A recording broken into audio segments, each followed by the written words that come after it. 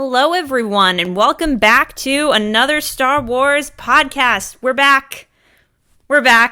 How does it feel, Matt? Feels good. Coming off of a very busy time period, though, so I'm still a little tired. And yeah, but it's good to be back. It's good to have some new Star Wars content coming. I feel like we need to do this show in like seasons or something because I feel like we just took a really long hiatus and just didn't say anything to anybody and didn't update the page because we're bad hosts. But whatever. Yeah, sorry about that, guys. Matt was a little busy getting married. Matt, you want to show off your wedding ring? Yeah, it's right. Oop, right here. He's not even wearing it. There it is. I wasn't, because I was working out before this and I got out of the shower. But yeah. There it is. I already showed it in the last reaction video that I did, but crazy. When are we gonna get the pictures of yours and Hauser's wedding? It was a private wedding, so we will not be showing any photos. It was a very beautiful ceremony. We all cried. It was. All the clones attended. It was very beautiful. Most of them did. The surviving ones did. The surviving clones attended. It was a beautiful ceremony. But yeah, Matt, you had your wedding and then you had a big birthday as well. Yeah, the big 30. I'm an old man now. So you are an old man. 30 years old. How does it feel? I was wondering how old I am. Feels fine. Birthdays are stupid. People know, my opinion on this. I think birthdays are dumb. I don't really care. It's just one more year around the sun. Doesn't mean I'm going to change how I live my life at all. I know a lot of people think 30 is like a scary age to turn, but it's not. I feel the exact same. I actually feel very 30, if that makes sense.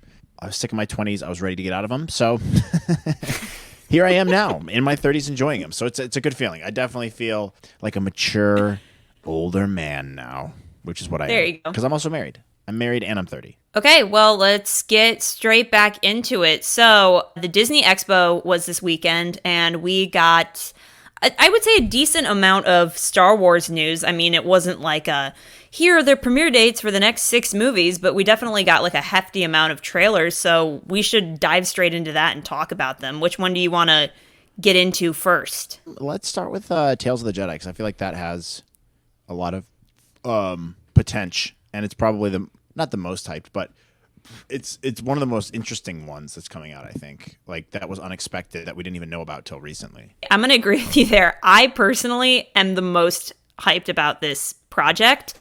Obviously, Star Wars Animation's like my favorite part about Star Wars, but also before we even like get into the content of the trailer has 3.8 million views, and it beat out Andor and the Mandalorian trailers. Did you see that?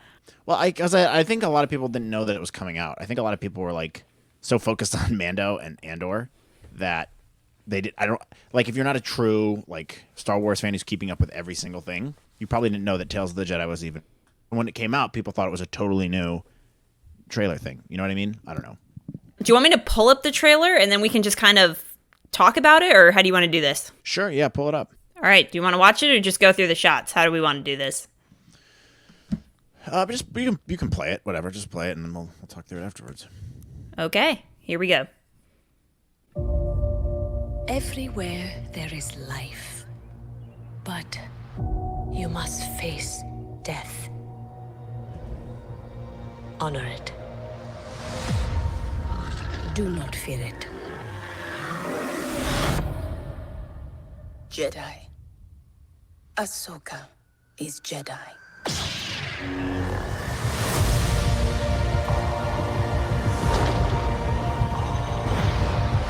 The best way I can protect you is to teach you how to protect yourself.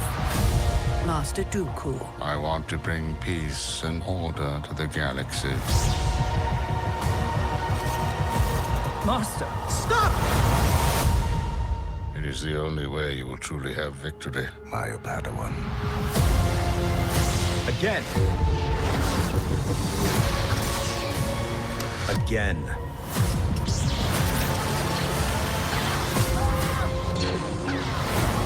Dooku, stand down.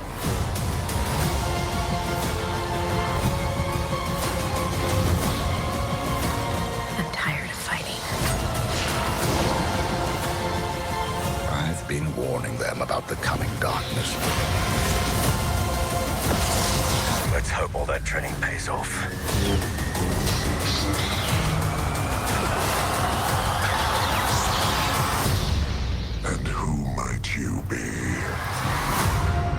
Oh my god.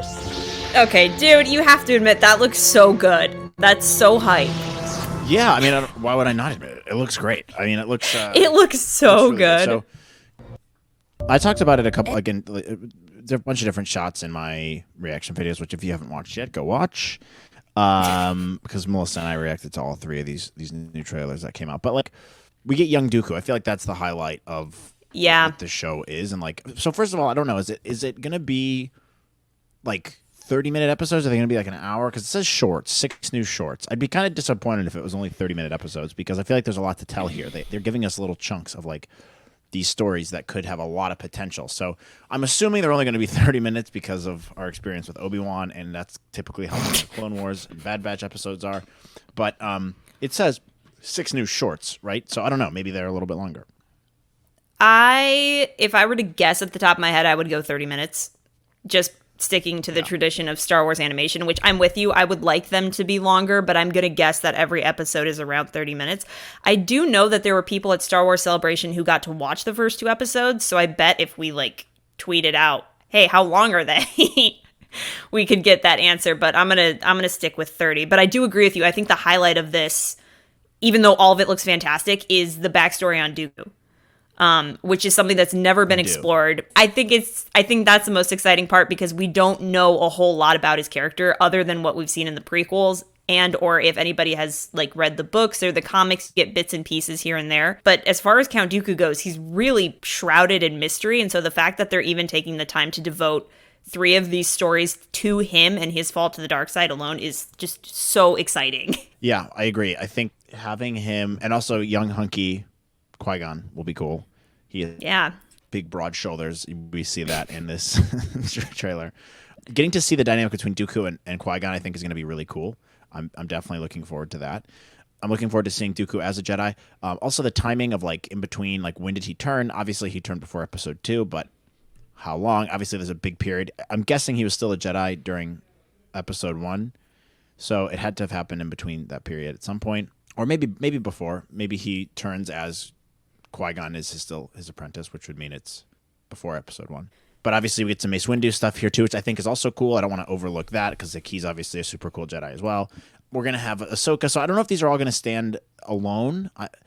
I'm guessing not. I'm guessing there's going to be a couple episodes on Dooku, maybe 1 or 2 episodes on Ahsoka, and then maybe 1 or 2 episodes on something else.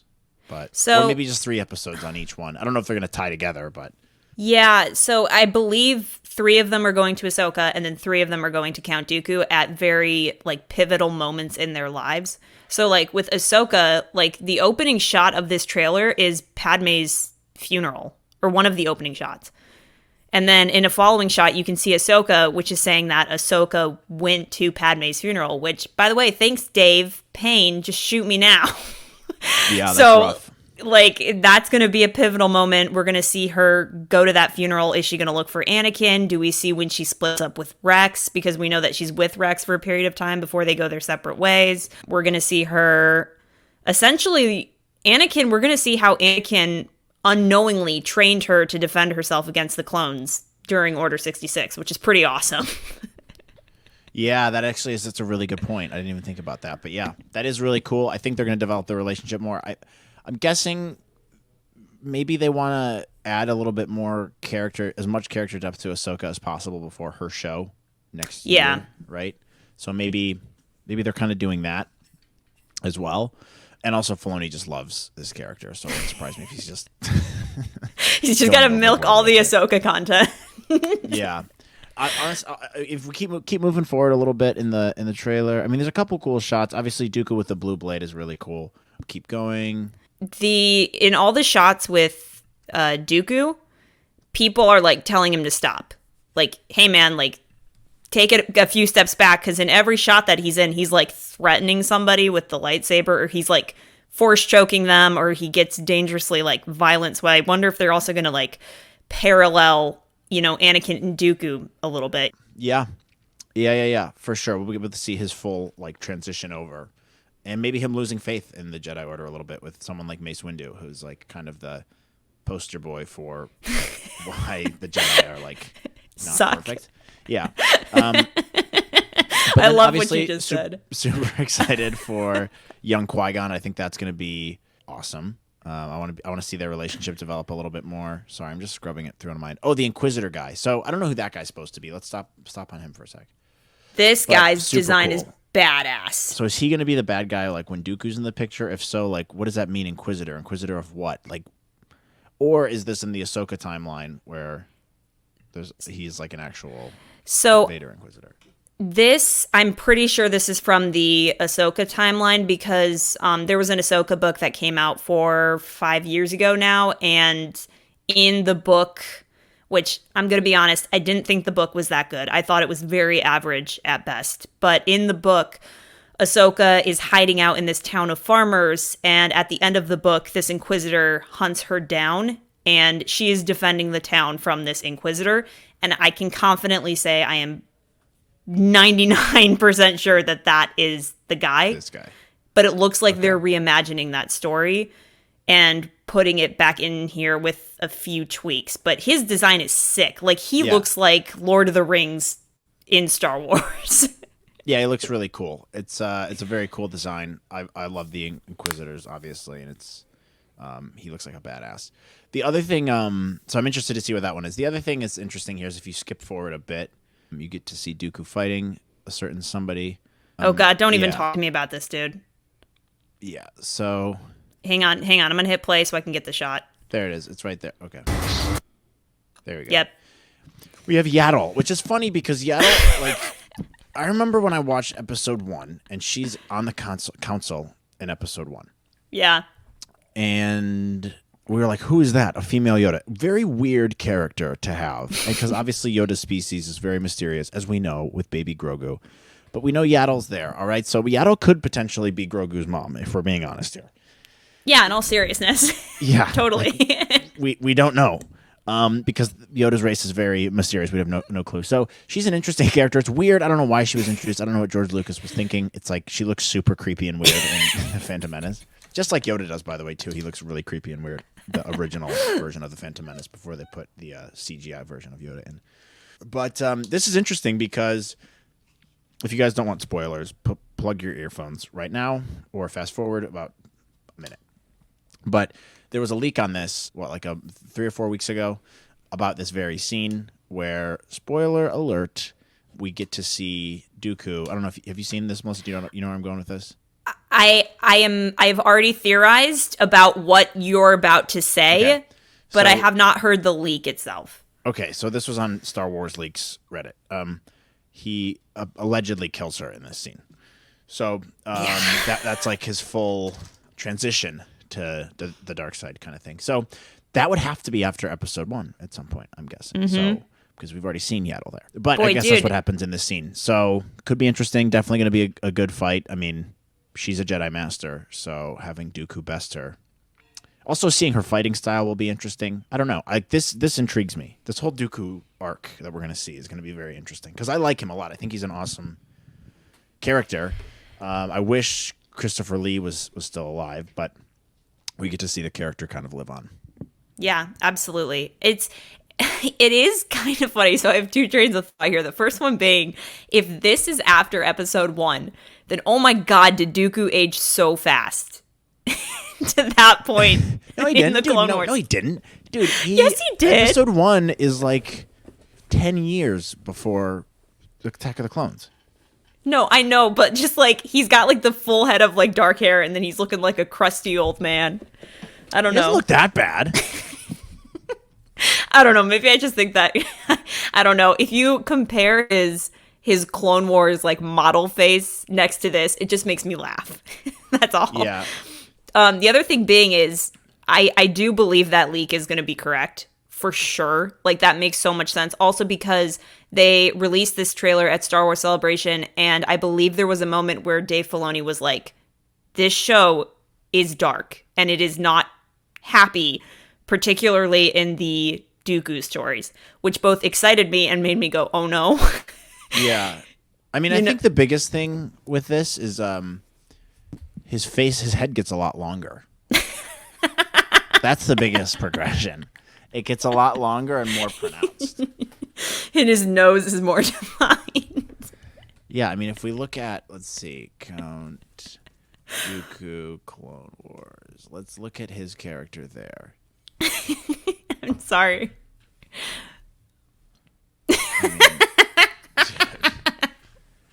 Come on. It does. It totally elongates. Dude, and he's a crust ball there. Yeah, but someone did something cool. Here, I'll type in Count Dooku Young. They did something cool. This picture right here. So they actually put Christopher Lee's face on it, which is kind of cool. Oh, that is really cool. Yeah. Oh, you know what I didn't you know what I didn't think about in the trailer for Tales of the Jedi? What I didn't think about is the fact that like it's Dooku's like he starts off with like no facial hair and then like a good amount of facial hair and then like the full-fledged beard that we see him with in the Clone Wars.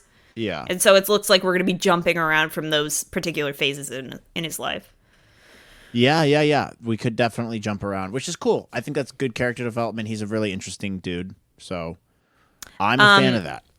I'm also so excited about the Qui-Gon dynamic. Like, let's get some more insight Qui-Gon, into baby. Give me more Qui-Gon. Qui-Gon. Qui-Gon Super. So apparently Liam Neeson is coming back to voice the adult Qui-Gon in this show, and his son will be playing the younger version of him. Oh, cool. That's Isn't that awesome? Yeah, so I'm really pumped up about that because we'll get Qui-Gon as we know him, and then the younger version in his teenage years. So I'm super excited about that. Yeah, for sure.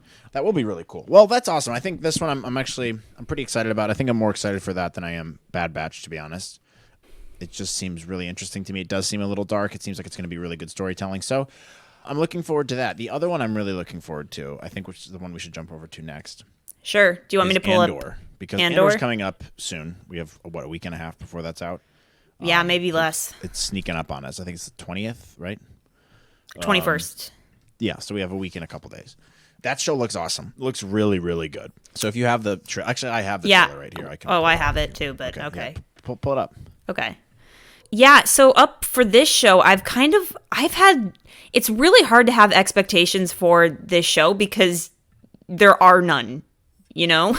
Yeah, it's exactly like Rogue One. I had no expectations going into it. I just knew it tied in to the storyline of A New Hope, honestly. But I feel the same way about this. But the thing is, just play it first. Let's play it first, then we'll give some comments. Sure. Spies. Saboteurs. Assassins. We've all done terrible things on behalf of the rebellion. Cassian Andor. No matter what you tell me or tell yourself, you'll ultimately die fighting these bastards.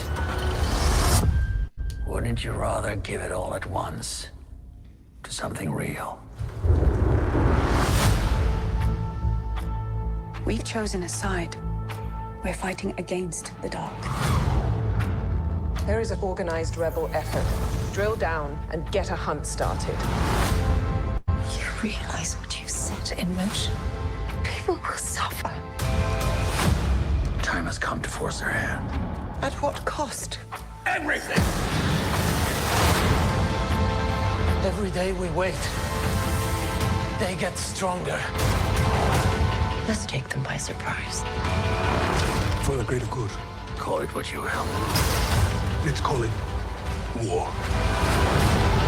People are standing up. They're afraid. Right now, they're afraid.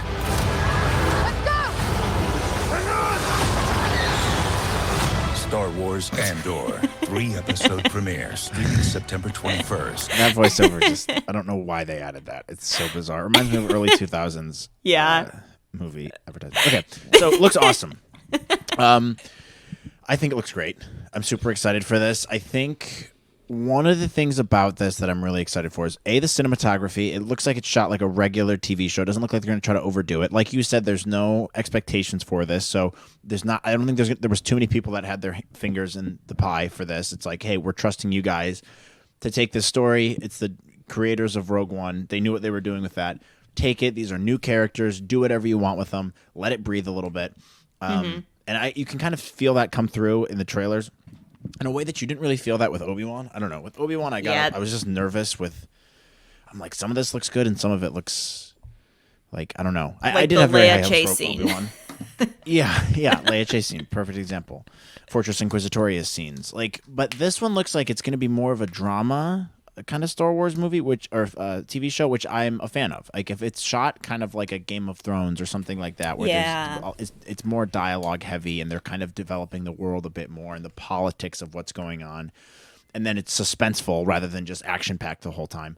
I'm here for that. That's kind of what Rogue One was. I mean, Rogue One, it just blew me away when I saw it in theaters for the first time. I think this is going to be similar, and obviously we have some really cool actors returning for this. I think what's his name? Stellan Skarsgård. He's an amazing actor. Cassian Andor, what's his name? Diego Luna. He's awesome. He was amazing. This girl, what's her name again? I cannot remember this actress's name for the life of me, but she's great. Who's she playing again? Mon Mothma. Mon Mothma, yeah. I always forget. Sounds like someone that like Godzilla would fight. Mon Mothma versus Godzilla in the ring. Yeah.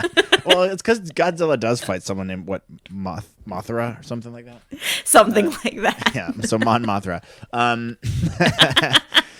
So I bet she's going to be really good. That's going to be a cool character to develop, and I just think like the dynamic of how the Empire rises will be really cool. So I'm stoked. So, first of all, the production quality on this way above Kenobi and Book of Boba Fett combined. And I said this in my reaction video, but like the way this is shot looks more like a movie as opposed to like look at that shot, Matt. Look at that landscape. Yeah.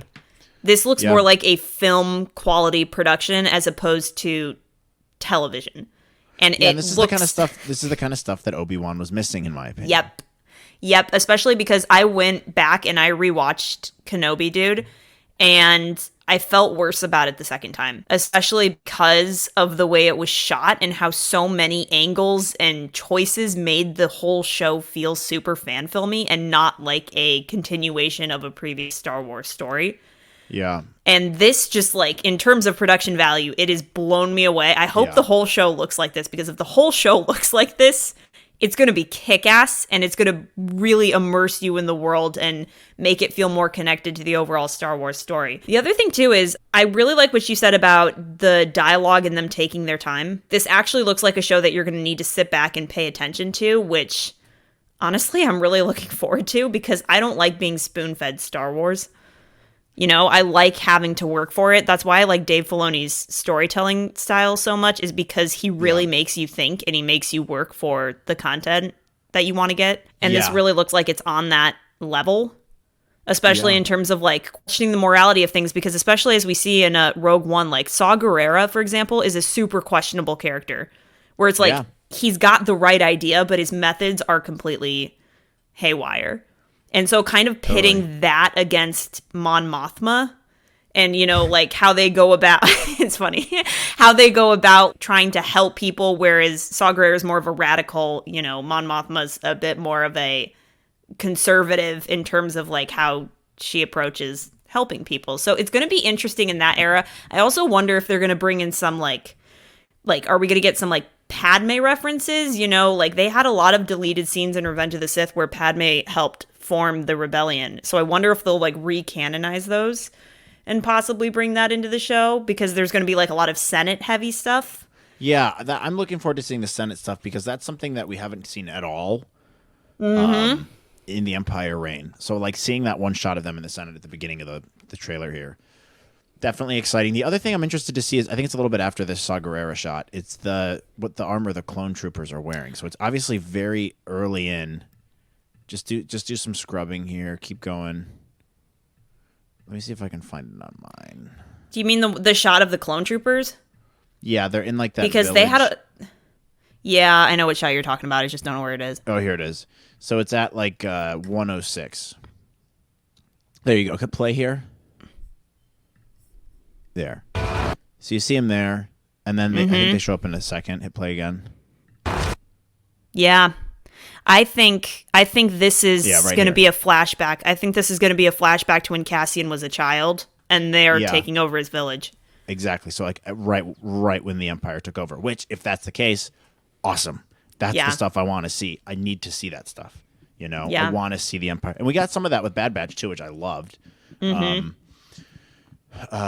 which is great. I love these gaps being filled in. It's such a good story, and that would be awesome storytelling if we're able to see, the rise of the Empire, essentially. And maybe we get a little bit of Vader in this, maybe one scene. That's all we need. Maybe, yeah, like a tiny new little Vader. Yeah. like a tiny little holographic scene, or just Palpatine controlling the Senate, because like obviously his face gets all scarred and deformed, and my face is left me scarred and deformed. Yeah. But it would be interesting to see him be super active in the show, especially because of like all the politics that he was involved with in the Phantom Menace. So it'd be cool to see them bring that back around, and how the Empire's functioning, destroying the old Republic to get to the new Empire. The one other thing I want to mention before we close this trailer out is this new chick, the evil one in the Empire. The blonde actress. What's her name? That girl. This chick, obviously, I'm going to guess that she's going to be the main antagonist throughout the show that's pursuing the rebels. But I said this in my reaction. I hope that she stays a villain by the end of the show or dies as a villain. Like, I'm so sick of Star Wars redemption arcs. Like, just give me a bad guy and let them be bad. Like, do not try to redeem this woman. Either let her die as a villain or let her stay a villain at the end of the show. Like, I'm so sick of the morality struggle. And it's a good concept, but I feel like it's almost been beaten to death in the last few Star Wars stories, where I'm just like, don't redeem her. Yeah. I don't think they will. She looks like she's evil enough where they'll just, do what they need to do to her. I don't know. We're making huge assumptions based on just a trailer, but we'll see. I think the show will be just as gritty as Rogue One. That's my assumption. I'm looking forward to it. I think it'll have a different take. I want it to be good, but I feel really cautiously optimistic about this show right now, especially because Kenobi and Book of Boba Fett were kind of a letdown. So I'm hopeful. Like, I want this show to do well, but I'm also like, please don't disappoint me. I don't think it will, and the reason why is they're not dealing with a ton of familiar characters that you super care about. Boba Fett's an iconic character. Obi-Wan's an iconic character with an iconic actor playing him. And you have Darth Vader in that, an iconic character. And an iconic actor, Hayden Christensen. This show does not have that. It's just, like you said at the beginning, there's no expectation going into. So this show, and then this is a nice segue into the last trailer to watch, in Mando. You want me to get that one? They're totally new. Yeah, pull that up. They're totally new characters, and so you can do whatever you want with them. There's no expectations in it. I don't care. Develop them the way you want to develop them, because we're not going off of any preconceived notions here. So I think it'll be good. It looks very, very, very good.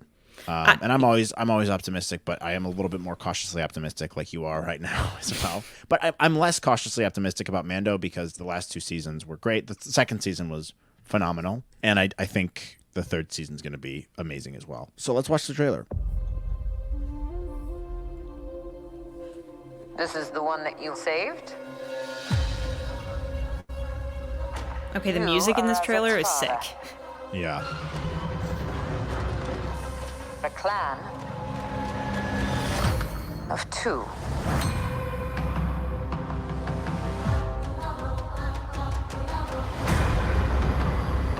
But you have removed your helmet. Then you are a Mandalorian no more.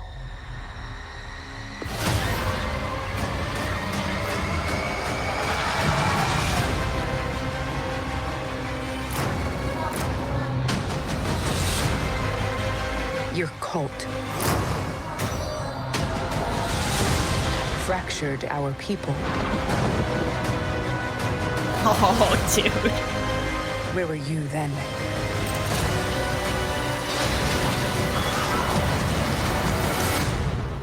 Did you think your dad was the only Mandalorian?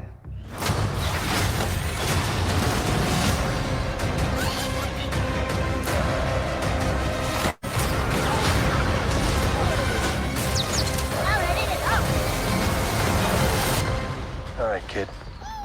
Hang on. You ready for an adventure?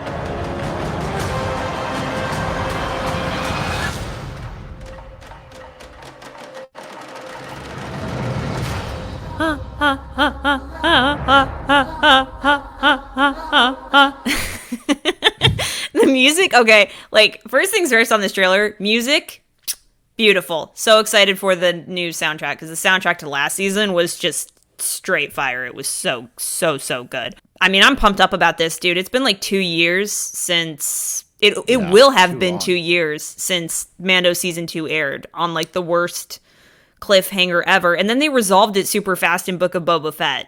You know, like they left you on this very emotional cliffhanger where it's like, oh my God, like the child and the Mandalorian are separated. Are they ever going to see each other again?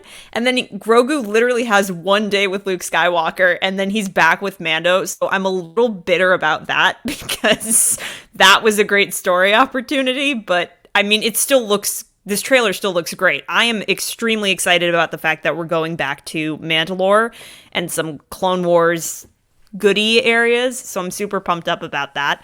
That one shot of Mandalore, the destroyed Mandalore in particular, is just chills down the spine. It's right here, I think. Yeah.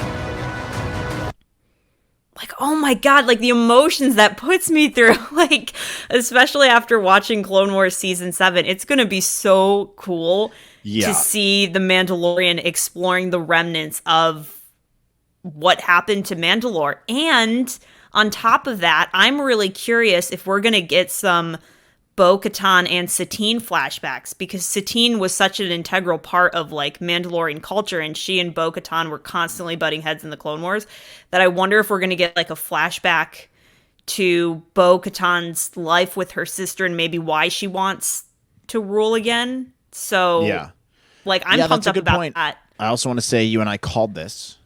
Yeah. We called this a long time ago. We said we did. Season 3 will be about Mando going back to Mandalore. And we were right. Big surprise. So this is why you tune into the show, okay? You tune in for the scoop, which is what we give you every time. And we called this. But yeah, I totally think you're right. I think that could be a possibility. It'd be good to get some Satine stuff. I wish we would have gotten some of that in Obi-Wan. I guess they didn't really want to go there for whatever reason. But this makes a lot of sense as well, because obviously they're sisters. So like Bo-Katan's seems like she's going to be a big part of this season. So it would make sense to maybe do some flashbacks or something like that. I'm still confused as to why, like, that second season ending is some of the best TV ever. I loved it. Some of the most fun I've ever had. And I was just confused as to why they snuck in a couple Mandalorian episodes in Book of Boba Fett to kind of segue into this season. I don't know. I'm sure there's a reason for why they did it, because that would make this season so much more anticipated. Maybe it just didn't work in with the story, and they didn't want to. Maybe it wouldn't have worked to put it in here. I don't know, but I think nonetheless, I'm still really stoked for this, and it's going to be good. I know it's going to be good. I'm excited to see it. How many episodes is it? Do we know? I'm gonna guess 8, because there have been 8 in each season so far, and they've been like 45 minutes to an hour, depending on the length, on like what story they needed to tell. Plus, like, Dave Filoni and Jon Favreau, man, I mean, like, the dream team right here. So you know it's gonna be good no matter what. Yeah, it'll be good. I think shows like this only get stronger with every season, especially once they found their groove, which they definitely did second season. And then they even got some more with Book of Boba Fett, some more experience with Mando there. I think this is going to be a really strong season. So I'm interested to see, like, what it seems like the main plot's going to be, like, he's trying to go back and find redemption for whatever reason. I don't even know why. You don't need that.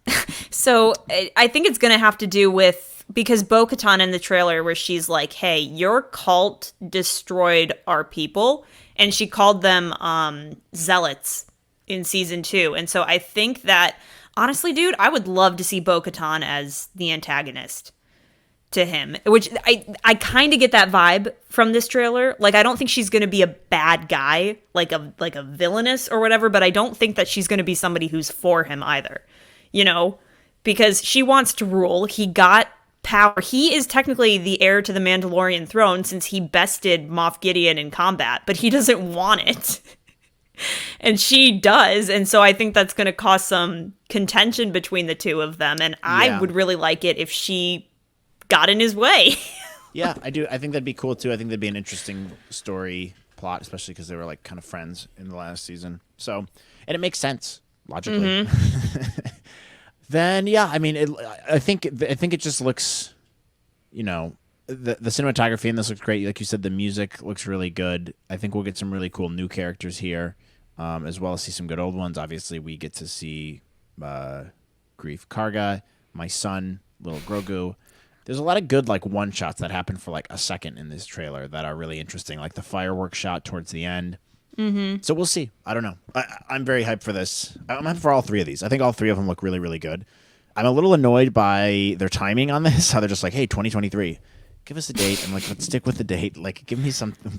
Like, we've waited long enough for this third season. It was going to be February 2023, but they took it off their Twitter profile.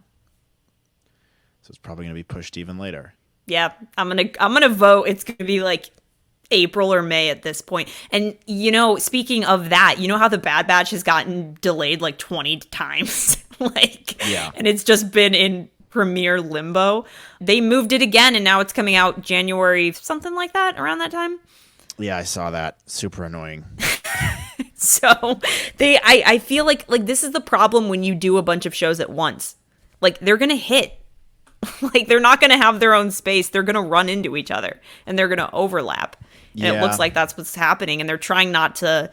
It looks like Disney is going to be like, okay, well, how do we get all these shows to come out in a decent timeline, but also not conflict or compete with like the Marvel shows or anything else that we want to put out on the app, which primarily seems to be the issue. But so I feel you there. I'm most annoyed on the premiere date for this. Yeah, but it'll be fine. I mean, either way, we have the Star Wars content coming out. I'm excited. I'm stoked. I think this is going to be great. So I think we're looking forward to it. You and I both. Like, there's going to be a lot of good content coming out, and it's not like super high stakes for any of them. It's not like they're doing a Han Solo show or Obi-Wan season 2 or something. It's like these shows are all going to just be really fun, I think. So dude, did you see what kind of Easter eggs they have in each one? So on that topic, real quick, did you see that Book of Boba Fett season 2 might have leaked? No. So there was some Disney post in another country that came out, and Book of Boba Fett season 2 was listed on it. And everyone was like, oops. Whoops. Surprising to me if they do a season 2. I don't know if that show deserves a season 2. I wanted to like it so bad. Yeah, me too, man. Me but too. There was some awesome, like, there was a couple episodes in there that were like, okay, hell yeah. If the rest of the season was like this, it would have been a lot better. But that's interesting to know. I don't know. I mean, I guess whatever. More Star Wars. I'm not gonna like not want more Star Wars. If you give me more Star Wars content, I'm here for it. And then the other bit of news I want to talk about. So the Ahsoka show was widely talked about at the Disney Expo, and Jon Favreau apparently said that like this is some of Dave Filoni's like best stuff. He said that the lightsaber battles in Ahsoka are sick. And he also confirmed, and there was an official announcement of the casting for Ezra Bridger. Yeah, I saw that. And very good casting. His name is Aman Esfandi, right? Aman Esfandi. Yep, that's his name. Yeah. By the way, this guy, I know nothing about his acting career. I have no knowledge of his talent, but he looks exactly like Ezra Bridger. Yeah, it's pretty crazy.